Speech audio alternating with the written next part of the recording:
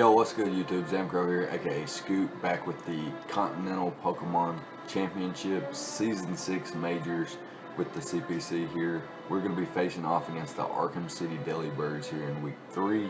And yeah, so we've had a bumpy start to the season. We started 0-2.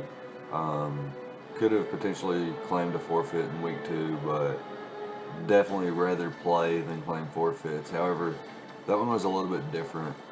Um, in, in any case, we are 0-2 right now with a -4 differential. We have had worse starts and ended up being in the finals before, so not too deterred at this point, but still we have to bounce back. We have to bounce back here, and yeah, the most important match is always the next one. So this is the next one, CPC Season 6, Week number 3, and like I mentioned, we're taking on the Arkham City Delibirds, coached by A12, and he has a roster consistent of Jirachi, Hoopa Unbound, Darmanitan, Mega Altaria, Halucha, Cofagrigus, Diggersby, Magneton, Avalugg, Xatu, Electivire, and Roselia. So 12 Pokemon.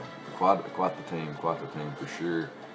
Has some really low tier threats like Avalugg, Diggersby, and Xatu, Roselia, and things like that. And then you got those high tier threats too, like Jirachi, Hoopa Unbound, Mega Altaria. He has Halucha, which could come as a Misty Terrain abuser. Could use my own terrain against me since I do have the Tapu Fini. Speaking of my Tapu Fini, my roster is Mega Gallade, Tapu Fini, Alola Muck, Licky, Bronzong, Thundurus Therian, Silvally, Gligar, Kartana, Haunter, and Tortonator. So yeah, pretty cool squad we've got, and we built a pretty fun team this week. So looking at things he could bring as win conditions, Choice Scarf, Jirachi with the flinching stuff. That's always a solid win condition. And then he's got something like Mega Altaria, which could be a Dragonette's variant, could be a special attacking variant. I think like a special attacking variant makes more sense, like Hyper Voice and Fire Blast, because it's really the only coverage you need versus my team. Just click Hyper Voice, Fire Blast, maybe Roost and Heal Bell, maybe Roost and Cotton Guard or something like that to maybe potentially 1v1 like a Muck or something maybe. I doubt it could do that anyway because of Poison Touch and Poison Jab and stuff like that, and I could be a Curse Muck. So there's lots of different things my opponent has that could be win conditions in my opinion. Something like a Trick Room Cofagrigus could be a potential win condition, and then he's got things like Banded Diggersby, Hoopa Unbound, Darmanitan, which can just really put some offensive pressure on any team, really any team. But we've built a pretty fun squad here this week, and we're bringing Tortonator for the first week. Pretty hype about that. Bringing the Fire Turtle, so yeah, it's pretty dope. Going to be excited to try that mon out. We haven't tested it yet, so yeah, definitely hyped to give it a try and see what it can do. Definitely bringing Mega Gallade, best Mega. Always going to be bringing that. Thundurus Therian making its I think third appearance, so that's pretty dope. I think like I'd like to use Kartana and Haunter a little bit more often, but not really finding the perfect matchups for them. So a little bit bummed out about that. But let's go ahead and talk about our team we're bringing this week. We bring a substitute Swords Dance, Drain Punch, Psycho Cut, Mega Gallade with the Inner Focus ability that don't really matter. Or ability pre-Mega is justified. But I guess Inner Focus is pretty cool because that means like something like Jirachi can't flinch me down if he was to have like a Choice Scarf Iron Head and set, or like a Choice Scarf Zen Head, but he can't flinch me, so I could always survive it. Maybe even Swords Dance, he'd sack something off on my Swords Dance, perhaps a weakened Cofagrigus, and I'm actually going to be able to click the Psycho Cut, which doesn't make contact, and I won't actually gain the Mummy ability, meaning I keep my Inner Focus, and then Jirachi comes in, tries to flinch me down, but I can't be flinched, and then end up recovering all my health back with Drain Punch. Would be pretty dope like situation scenario there. It's a little bit specific, but it's possible that it happens. I am outpacing Jirachi specifically. Can't outpace Halucha anyway, so no need to try. And then everything else I'm naturally faster than, I believe. So yeah, there's that. And this thing, after a Swords Dance, is really putting the pressure on. Like, I can weaken things like Mega Altaria, eliminate something like Halucha with Thunderous Therian or something like that, and then put in the work with this monster. Like, it's a dual stab, it's not resisted by anything on his entire team. Like, he has Mega Altaria that's resisted to Drain Punch, but Psycho Cut bops it, and then he's got things like Xatu and Hoopa Unbound, which are immune to Psycho Cut, but Drain Punch is going to hit them hard enough. Well, not Xatu, but it'll do enough damage, and like, I have other ways to deal with Xatu, like Bronzong, Thunderous Therian, Alola Muck, etc. So yeah, really, really, like, not like anything crazy about this Mega Gallade set, but it's effective. It can be effective. So yeah, that's going to be it, the idea behind Mega Gallade. Next up, we got a Figgy Berry Alolan Mug. This is my win condition this week. We got the Curse set with Recycle and the Gluttony ability. If you didn't know Gluttony, the ability, so berries have specific HP ranges that they pop at, and Gluttony makes sure that you eat your berry at 50% health instead of a 25% health or something like that. Meaning, recycling Figgy berries and having the Gluttony ability. Anytime you're brought down below half, your berry's going to pop. You can recycle it back and continuously do that over and over. And alongside Curse, cursing up, boosting my attack and my defense, as well as lowering my speed, which doesn't really matter because I'm going to be slower than pretty much everything anyway, outside of something like a Cofagrigus, maybe something like a Avalugg. I'm not sure on their speed tiers, but after a Curse, I'm pretty much going to be slower than everything, and I'm going to have really powerful knockoffs, really powerful poison jabs. Nothing resists both, I think. I'm pretty sure nothing resists both. And then, like, this becomes a huge threat to my opponent. Like, once I can weaken certain things and eliminate certain threats to this thing, like Diggersby, like Choice Band Diggersby, or like a Life Orb Diggersby, or even like a Earthplate Diggersby, could be very problematic for this this Muck to put in work, because he could always, if I get a kill, he could always bring in the Diggersby and revenge kill me if I'm not, like, insanely set up already. So, but otherwise, this can come in on Mega Altaria. It can take 2 Earthquakes, it can take 2 Fire Blasts, it can take 2 Hyper Voice, whatever. It can always curse up once, recycle the berry, start Poison Jab and knock off, whatever it may be. He has one Steel type, or he has 2 Steel types, one which is weak to knock off, and the other being Magneton, which isn't that bulky to begin with. So knock off, Poison Jab, the perfect coverage for this matchup. Can really put in the work, I do believe. And yeah, definitely going to be using it as a win condition for this matchup. I have enough attack investment so that, things like Mega Altaria can never set up on me.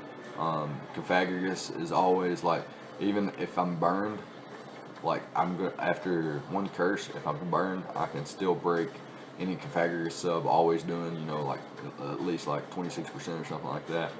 No problems there.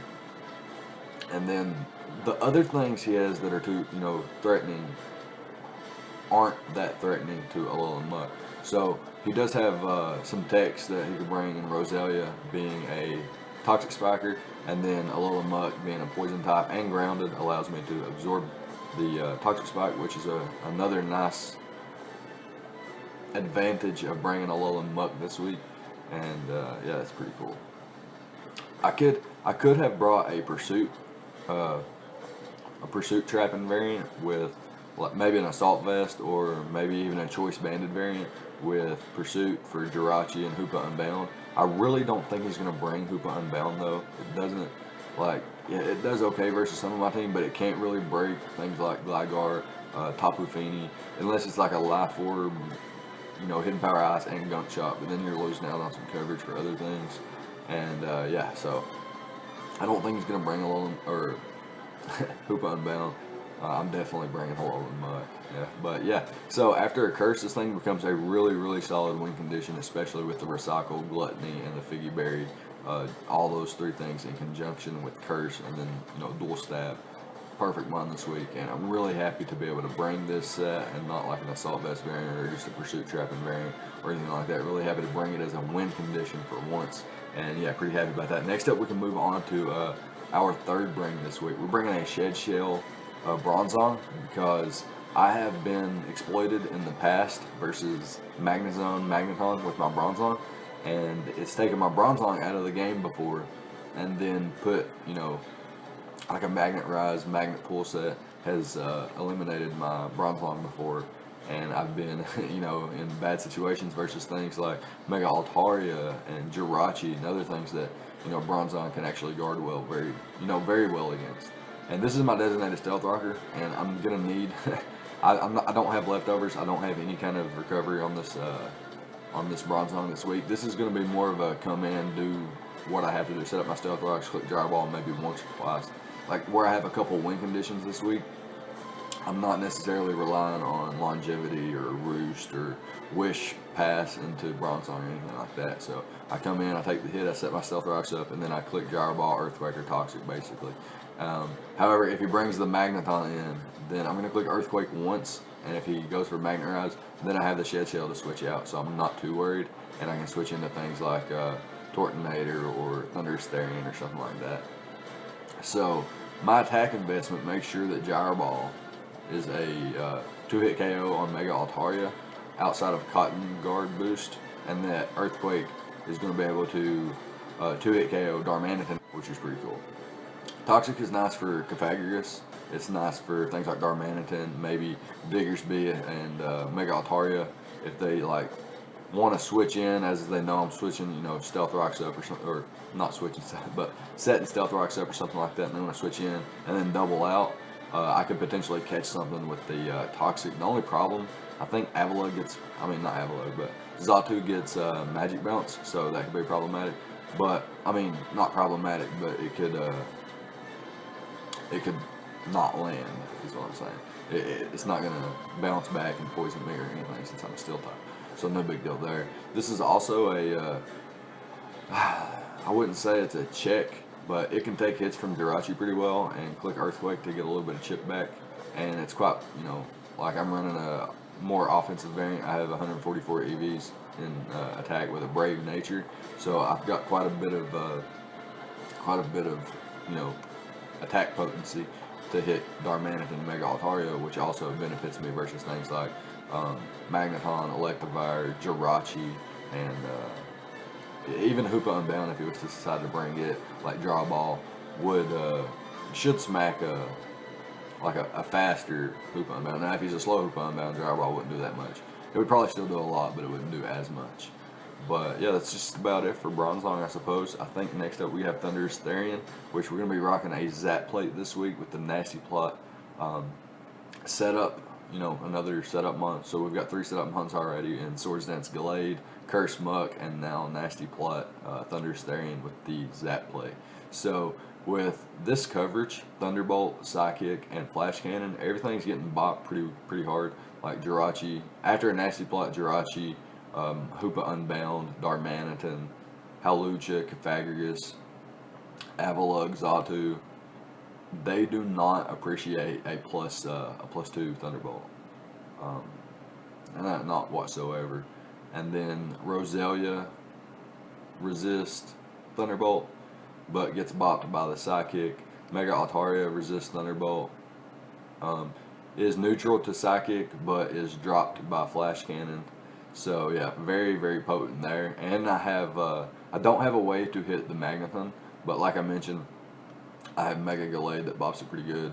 I have Bronzong with the Earthquake. I have Gligar and Tortonator. So if Magneton's the only thing in my way, then I think I should be able to eliminate that threat and then put Thunderous Therian into a position to set up a Nasty Plot and sweep. Now, if it's early game, I might not click Nasty Plot. I might just click Thunderbolt or Psychic or Flash Cannon, whatever it may be at the time, and then wait, save Thunderous Therian for a later opportunity to set up. I'm not gonna rush. I'm not gonna rush Thunderous Therian's setup. It's the least likely to sweep because of the different Pokemon he could bring. So say he brings like Diggersby and Magneton, then I'm gonna have a hard time breaking that with Thunderous Therian. And say he brings like an Assault Vest Electivire, which I've seen my good buddy Sebi VGC bring before to counteract, Thunderous Therian, Zapdos, Tapu Koko, etc. I've seen him use, an Assault Vest Electivire to stop potent electric type threats. So that could be a thing. And then if that's the case, I would need to be I would need to be set up to break down something like an Electivire or like a Spadef Magneton or like a Diggersby that's bulky Diggersby. It's not going to be dropped by a +2 Psychic or Flash Cannon or anything like that.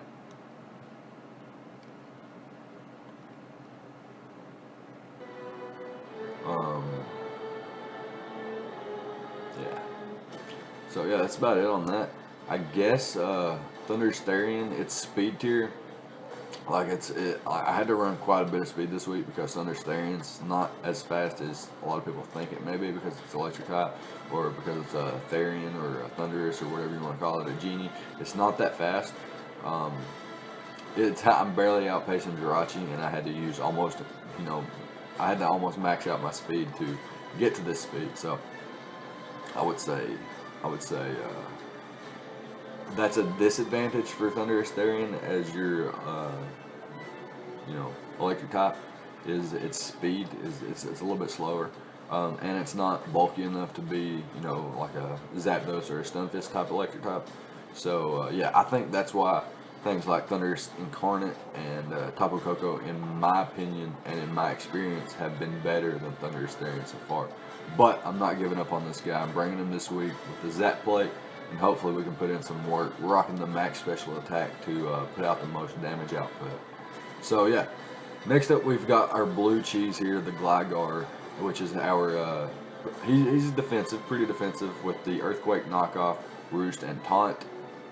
Reason being for this moveset is because I don't need like U-turn momentum or anything like that. I can click Earthquake versus a lot of things. If he brings in something like Cofagrigus or Hawlucha, I can always taunt it on the first turn. I can always taunt Cofagrigus and outpace it as well. Hawlucha may be able to set up a Swords Dance, but it will be taunted before it can do any other shenanigans. If it clicks Sub or anything weird like that, I think the only problem would be if it has Encore and I taunt it and it encores me into taunt and then like is able to wait out its turns of taunt as I have nothing to hit it with. But after a taunt, I would immediately switch out to like Thunderous Therian or Bronzong, even depending on like what his set has been revealed as and stuff like that. But yeah, I got Earthquake here. It hits Jirachi hard. It hits Darmanitan hard. It hits Mega Altaria harder than Knockoff does. It hits Magneton, Diggersby, Electivire, Roselia pretty hard as well. Knockoff hits Xatu. It hits Jirachi and Hoopa Unbound. It hits, I guess it hits literally everything else as well, but just not as hard as Earthquake does. And Roost is there for longevity. Like I did mention that I didn't have recovery on Bronzong, and I don't have recovery on Alolan Muck outside of my Figgy Berry, which is like 50% every time I get below half health. And then, but I do have Roost here on Gligar, and I also have Rest on my Tortonator, which you'll see in a second. So I've got this defensive Gligar, and it can take hits from like a physically offensive Mega Altaria. It can take hits from Hoopa Unbound pretty well, and that's the real reason I brought it, is because while I do have Alolan Muck, I don't really have a response thus far in the match to like a Choice Scarf Hoopa Unbound, because I'm not going to want to switch my Alolan Muck in because it's one of my win conditions, my most notable win condition, my most optimal win condition. So I'm not going to be wanting to switch it in a lot on Stealth Rocks, on attacks, really, not at all. So definitely needed a mixed wall here with my Eviolite. It makes me very defensive on both sides of the field and can take hits from Hoopa Unbound pretty well. Take hits from Jirachi and Darmanitan too if I have to, and Mega Altaria and Hawlucha if I have to. But mainly here for the Hoopa Unbound, and can take hits, like I mentioned, from Darmanitan, which is a huge threat. Like, Darmanitan is so overlooked. When I see that thing on the other side of the field in my prep, it's scary. It's scary. Base 140 attack, sheer force, flare blitz.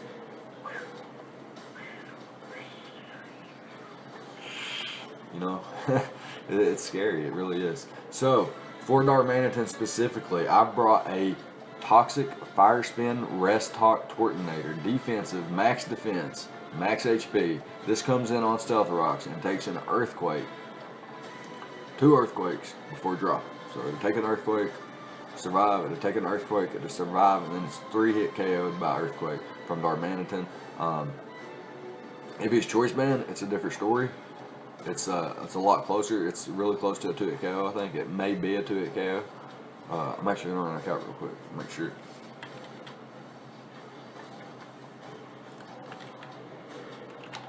Darmanitan, let's say you are Choice Banded. Earthquake, looks like it, yeah, it's a 2-hit KO. 2-hit KO if he's Choice Band, but if he's Choice Banded, then I have a lot easier time to revenge kill him. However, if he's not Choice Banded, if he's Choice Scarf, then he can never 2-hit KO me unless Stealth Rocks are up. And even then, it's a roll in my favor.